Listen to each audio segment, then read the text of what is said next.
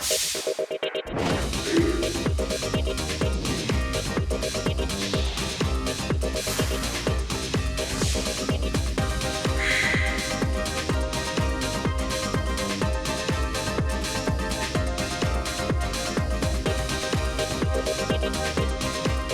and welcome to Weekly News Highlights. Let's begin with key words that made headlines this week. President Lee Jae-myung delivered his speech at the National Assembly this week on the second supplementary budget, seeking bipartisan support. South Korea's benchmark stock index Kospi surpassed 3,100 points for the first time in over 3.5 years, amid easing fears over conflict in the Middle East. Chip and bio shares led the gains. This week, the country marks 75 years since the outbreak of the Korean War on June 25, 1950. We take a look at how those who fought in the war are remembered. President Lee Jae-myung addressed the National Assembly this week for his first budget speech, where he called reviving people's livelihoods the most urgent task. Our senior top office correspondent Yoon Jung-min reports.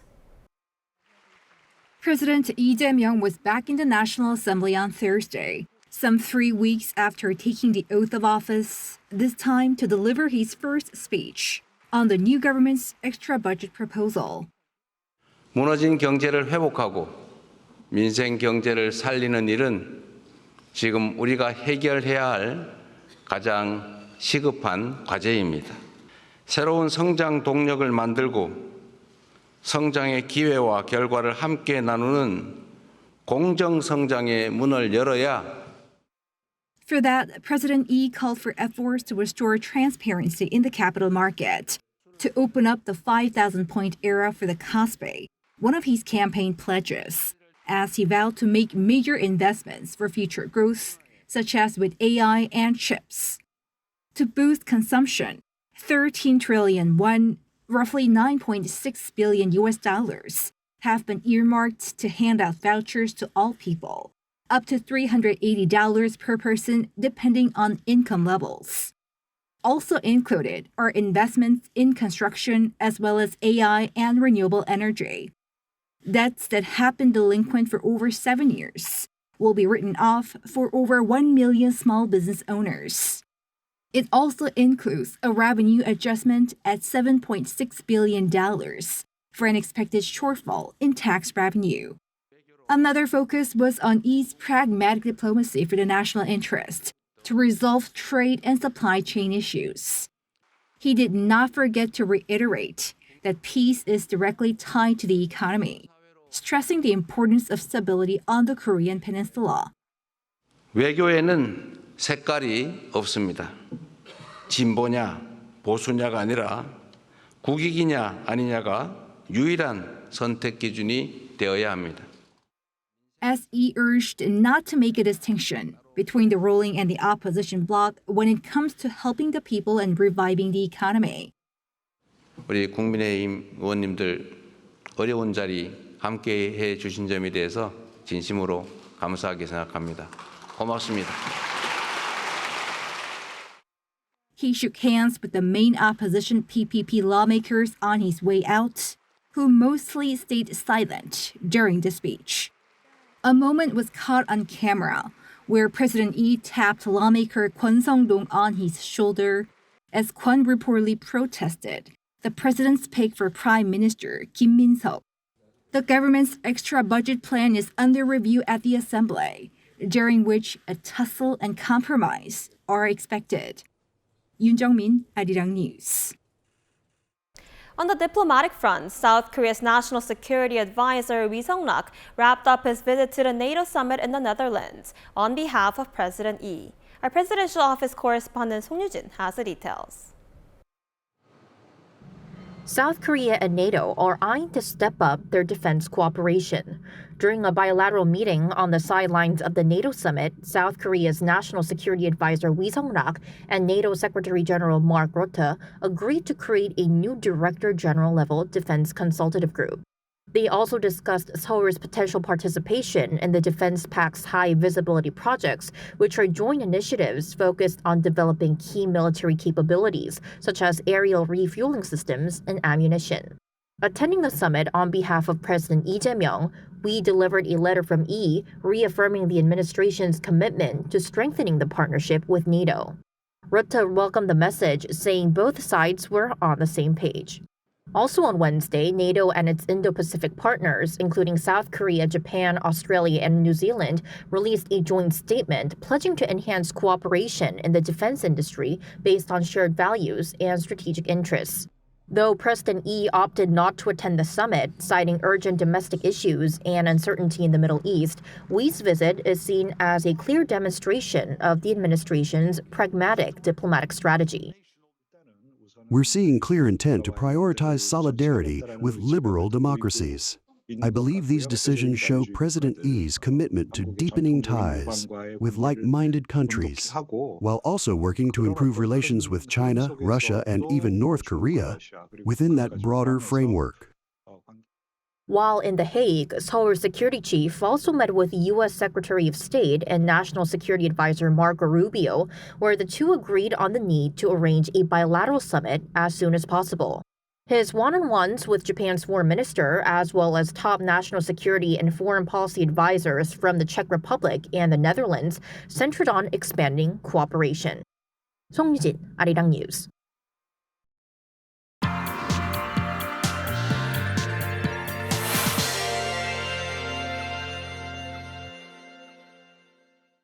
Last Friday, for the first time in 3 years and 6 months, South Korea's benchmark Kospi surpassed the 3,000 mark, long considered a psychological resistance level. Not only that, the Kospi closed trading above 3,100 on Tuesday. Although the index has not yet reached its previous record high of 3,300, expectations surrounding the local stock market are fueling momentum. So for more on this, we're joined by our economic correspondent Park Junan in the studio with us. Welcome, Junan. Great to be here, Eunji. So Junan, it seems the market is extending its post-election honeymoon rally, right?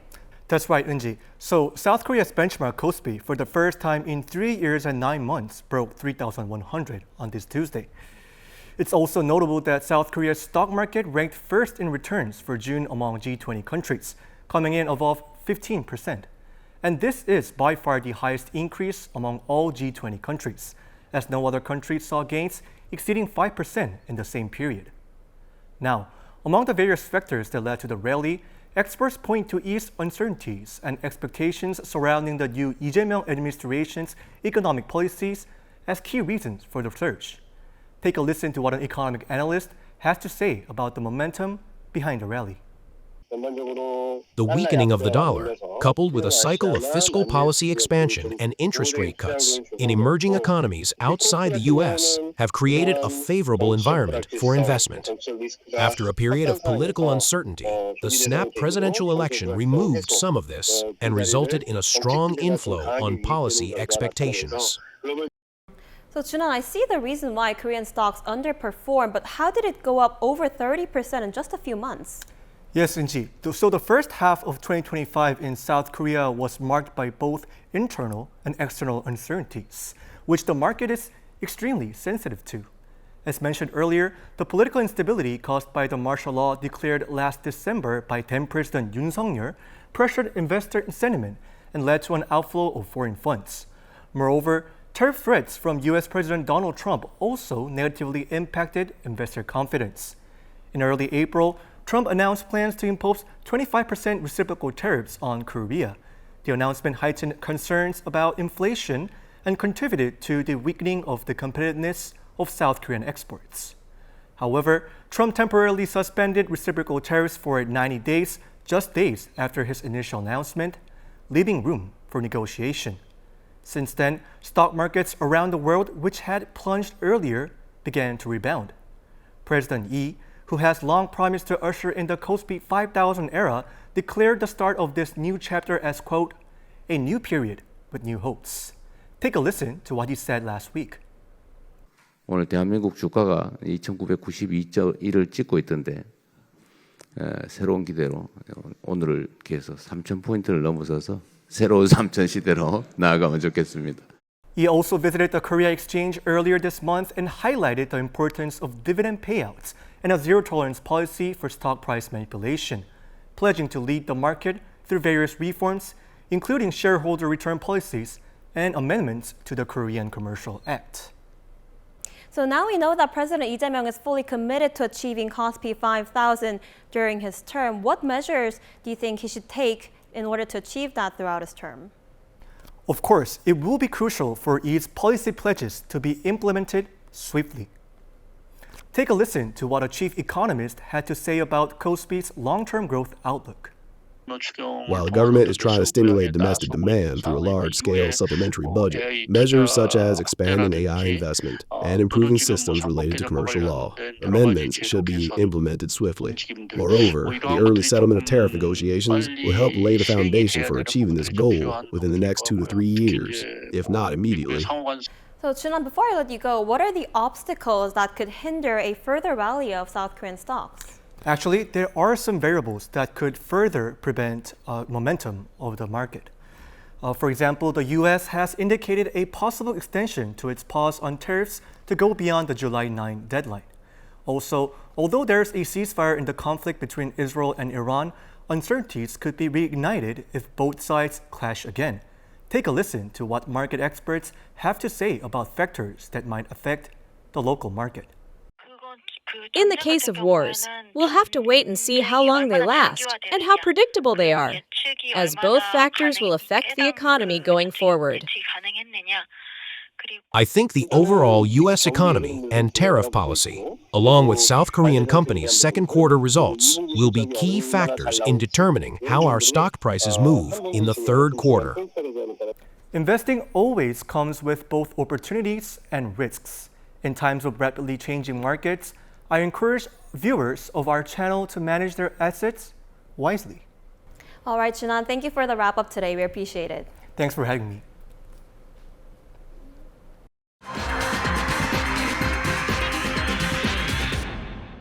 After years of declining birth rates, the number of newborns appears to be rising in South Korea as the country recorded its sharpest April increase in births in 34 years. Latest data from Statistics Korea released on Wednesday showed that 20,717 babies were born in April this year, up 8.7% from a year earlier. This marks the highest year-on-year increase for April since 1991.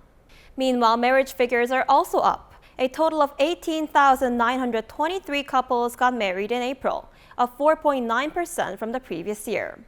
Experts warn that the recent uptick may be temporary, driven more by demographic timing than by any meaningful change in social or economic conditions, and that broader challenges need to be addressed to see lasting change in areas such as housing, education, and job stability. And in a rare public appearance, Lee Seol-ju, wife of North Korean leader Kim Jong-un, was seen in public for the first time in almost a year and a half. North Korea state media reports say Lee joined her husband and their daughter Chue at the completion ceremony of the Wonsan Karma tourist zone on Tuesday. Lee, dressed modestly, was seen carrying a Gucci handbag, while Chue, in a white suit, attended, fueling speculation about her potential role in the regime. Officials in Seoul suggest that Lee's subdued presence next to her daughter could be an attempt to highlight Chue. South Korea has successfully conducted a safety separation flight test of its homegrown long-range air-to-surface guided missile. The state-run procurement agency said the test was conducted on Monday and comes as part of its plan to develop missiles for the KF-21 fighter jets for precision strikes on enemy targets. More tests are scheduled to be carried out in the future before simulations involving a KF-21 prototype starting in 2027. A ceasefire between Israel and Iran appears to be holding for now, putting an end to 12 days of violence, while the Trump administration suggests it'll hit Iranian nuclear sites again if Iran reconstructs them. Our Choi Soo-young has this report. Speaking at a press conference at the end of the NATO summit in the Netherlands on Wednesday, U.S. President Donald Trump said the U.S. will meet with Iran next week to discuss a potential nuclear agreement, which had been put on hold amid conflict between Israel and Iran. We're going to talk to them next week with Iran. We may sign an agreement. I don't know. The only thing we'd be asking for is what we were asking for before about we want no nuclear, but we destroyed the nuclear. In other words, it's destroyed. Although Israel and Iran agreed to a ceasefire after 12 days of fighting, Trump did not rule out the possibility that the conflict could reignite possibly soon. And they're both tired, exhausted. They fought very, very hard. And can it start again? I guess someday it can. It could maybe start soon. Citing a report from the Israeli Atomic Energy Commission, Trump reaffirmed that Iran's nuclear facilities were completely destroyed by U.S. military strikes last weekend. He also criticized CNN and the New York Times for reporting that the damage was limited. Some great statements just came out from the Israeli Atomic Energy Commission and from Iran, as you know, that it was complete, total destruction. And CNN turned out to be fake news, as always. That's why they have no credibility. That's why New York Times and CNN make up a phony story to get some hits. CNN reported on Tuesday that according to an early U.S. intelligence assessment, last weekend's U.S. strikes on 3 of Iran's nuclear facilities did not destroy the core components of Tehran's nuclear program and likely only set it back by months. Meanwhile, Iran's state-affiliated news outlet Noor News reported that Iran's parliament approved a bill on Wednesday to stop working with the International Atomic Energy Agency. Iranian Parliament Speaker Mohammad Bagher Ghalibaf said the Atomic Energy Organization of Iran will suspend cooperation with the IAEA until the security of the nuclear facilities is guaranteed. He also said that Iran will speed up its peaceful nuclear program. This means it will no longer allow the agency to inspect or verify its nuclear sites and activities. 신하영, Arirang News. This week, the country marked the 75th anniversary of the Korean War, and honoring history begins with remembering it. A recent exhibition showcased a project dedicated to photographing Korean War veterans and sharing their stories. Our defense correspondent Kim Bo-kyung was there. An American war veteran with a Korean flag next to him. He is a veteran of the Korean War, one of 1,950,000 soldiers from 22 countries who fought for freedom on the Korean Peninsula. Some call it the forgotten war, but with the belief that the war and veterans' memories should not fade away, photographer Rami has been documenting Korean War veterans under an initiative named Project Soldier. Since it started in 2013, Rami has met more than 2,500 Korean War veterans recording their stories. 지금까지 2,500여 명의 참전 용사분들이 인터뷰하셨는데 특히 인상 깊었던 인터뷰가 있었나요? All the interviews were meaningful, but Colonel William Weber stood out. When veterans see their photos that make them feel like real heroes, they often tear up and ask about the price of a frame. I usually say, I'm just repaying a small debt. But Colonel Weber told me I was wrong, that as a professional soldier, he simply did his duty, and Koreans owe them nothing. Photographer Rami's journey to document the veterans is not just to leave their stories behind. It is to let people know the value of freedom and that freedom is not free. Sometimes military items were used in the photos to show that. The helmet is more than just equipment. It has a symbolic meaning of protecting peace and freedom. Each veteran wrote their name, military unit, and service time on a helmet before taking the photo, showing the lasting symbol of the freedom they helped defend. For freedom to truly endure, the sacrifices of veterans must be remembered, a message that resonates even with soldiers currently serving in Korea. Humbled, one said he was moved by how the photos captured the deep sincerity of senior veterans' commitment to freedom. Even for me, who's currently still serving, it has inspired me to make sure I do as good as I can every day in support of the ROC, U.S. Alliance, and UNC right now. And then I'm really hopeful that our younger generation can come and see the why life is so great here in Korea. The photographer now aims to go beyond documenting war veterans to share the stories of those who protect our freedom today. 이분들 다음에도 자유와 나라를 지켰던 수많은 사람들이 있었거든요. 주한미군 베테랑부터 경찰, 소방관. 앞으로는 이분들과 마찬가지로 자유를 지키는 수호자들, Guardians of Freedom, 이런 사람들의 얘기를 더 얘기할 예정입니다. 김보경, 아리랑 뉴스. And those who lost loved ones during war now get a chance to remember the legacy of love that was lost too soon but never forgotten. Our An Sung-jin files the report of face restoration for Korean War veterans. Song Young-hwan. He was only 26 years old when he died on the battlefield during the Korean War. His daughter Song Jae-suk was only 3 years old. She would go to the National Cemetery to remember him, but for her whole life, she knew little about her father and was even unable to picture how he looked. 사실 3살 때 돌아가셨는데 아버지에 대한 추억이 있었겠어요? 그래서 저를 할머니가 키우셨거든요. 그래서 할머니가 늘 하는 얘기가 너 3살 때 어려서 이제 아버지가 늘 안고 다니면서 제수 빵구 하면서 안고 다니셨대요. 그게 문득 생각나더라고요. 그래서 But after more than 70 years, she was able to see his face. While searching for an uncle who was also a soldier and had gone missing during the war, she had submitted a DNA sample. Surprisingly, she heard back from the Defense Ministry's excavation and identification team that they had matched her sample and her father's remains had been discovered. 감사함도 느끼고. 근데 또 그날 어버이날 행사 가가지고 그분을 뵈니까 아, 이렇게 기적이 있구나. 정말 그 눈물도 나고 마음도 애리고 저도 정말 이렇게 모시게 된 걸 너무 감사드리고 내가 부모님들한테 보은이라고 그럴까? 이런 걸 할 수 있는 게 이런 거 아닌가. Song was able to receive a restored version of her father's picture through the joint efforts of the National Remains Recovery Team and the National Forensic Service, making it the first completed case of face restoration from remains from the Korean War.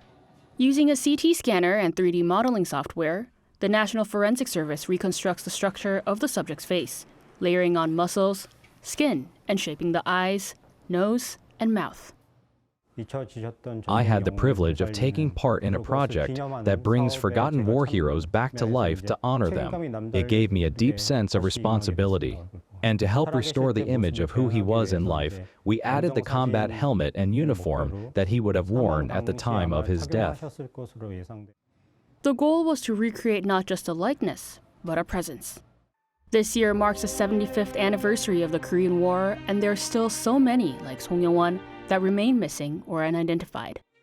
For many families of war veterans, it's the pain of not knowing that never fades. And through efforts like these, the return of these soldiers can become more than a historical footnote. An Sung-jin, Arirang News. As military service is a mandatory thing for Korean men, K-pop boy band members are no exceptions. But as concerns of nearly 2 years off stage could lead to a career end, there have been some shifts in that perception. Our Park Gun-woo tells us why. Welcome back. Fans say it with sincerity after a long wait for their favorite K-pop idols to finish their military service. Those two words have never felt more powerful than this June, the month when BTS finally became whole again, with Suga being the last member to officially complete his military duty. The military service is very demanding, so they need to take a little break, but we're most looking forward to, their comeback, their new potential concepts, their new music. We're just happy that they're back together. Yeah. Fans from around the world have been preparing for this moment, some even from the year before. On this day, it was easy to find global fans from regions, including Southeast Asia and North and South America, celebrating the return of their favorite stars. That was especially visible at fan cafes, where fans transform regular cafes into customized spaces for special events like being discharged from the military. At first glance, this may look like an ordinary cafe, but take a closer look, and you'll find all kinds of decorations celebrating the discharge of BTS members from the military. From photo displays, to fan letters, and even custom-made merchandise. There was a time when military service meant 2 years of silence with less interaction with fans, but now fans have found ways to stay connected. Fans say they managed to wait, thanks ironically to the abundance of content released when the artists were away. They were prepared before they went into the military. At least they had some content for all of the army to consume while they were away. So I'm sure they really thought of us. One expert says the military service break used to be seen as a major obstacle to idol careers, but not anymore. Unlike now, in the past, idol groups typically lasted only a few years, and very few made it past 7. That meant going to the military during their peak often ended their career in fandom. But K-pop's global expansion is also another factor, as international fans tend to stay loyal, regardless of age, giving artists greater longevity. He added that in the case of BTS, the group's decision to enlist one by one was a smart strategy, helping maintain the group's brand even while some members were away. As public perception toward military service breaks has shifted, the time away is no longer seen as a full stop, but merely a comma before a brand new chapter begins. 박건우, Arirang News. Squid Game, considered one of the most successful K-content productions of all time, has finally returned this week with its final season. Our Choi Soo-young takes a look at the key highlights of Season 3 storyline. In Season 2, Song Gi-hoon joined the game again, but failed to foment a rebellion and even lost his best friend.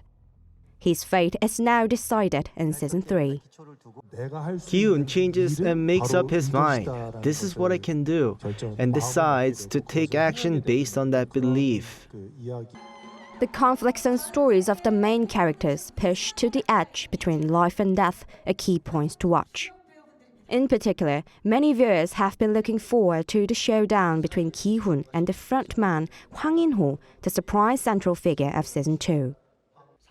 All the characters' interactions and stories will finally explode in Season 3, so I believe it makes up for any disappointments from Season 2.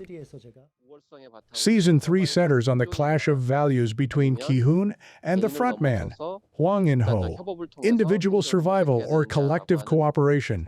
This ideological conflict began to take shape in Season 2, and how this conflict ends is a key point to watch.